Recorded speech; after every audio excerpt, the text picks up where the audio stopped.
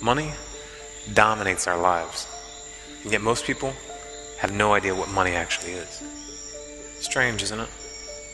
So many people would lie, cheat, and literally kill for something that they don't understand at all. Perhaps you consider the money in your pocket to be a tool, an asset that brings you things that you need. But in reality, modern money is no more a tool for the people than a baited hook is a tool for fish.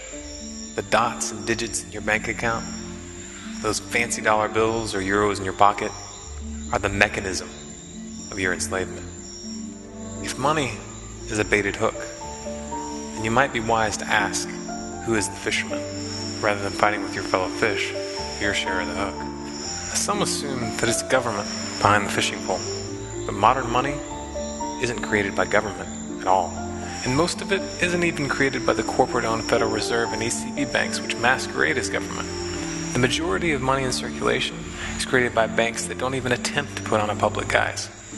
Bank of America, Wells Fargo, Deutsche Bank, Societe Generale, your neighborhood bank, the bank that issued your debit card, your credit card, the same banks that hold your mortgage and who repossessed your neighbor's house. Ordinary banks just like these create 75% of the money in circulation.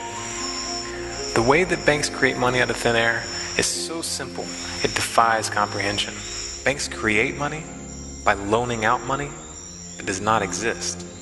When you ask them for a loan, they write you a check for money that they don't have in their account. Sounds like it should be illegal, doesn't it? It would be illegal if you did the same thing, but it's not illegal when banks do it. When a normal citizen signs a check for money that they don't have, it's called writing a hot check. When a bank does it, it's called fractional reserve banking. The banks loan you money that doesn't exist, and then they charge you interest. You spend that money and it enters into circulation, but the money to pay the interest on that loan doesn't exist in the system at all, and it never will. There is always more total debt than there is money to pay that debt.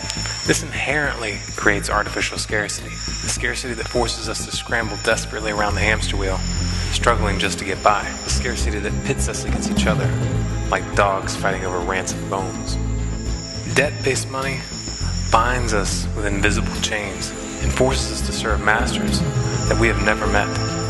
At its root, all it is a cleverly disguised Ponzi scheme, one that plays out over generations, enslaving the people and enriching the banking elite.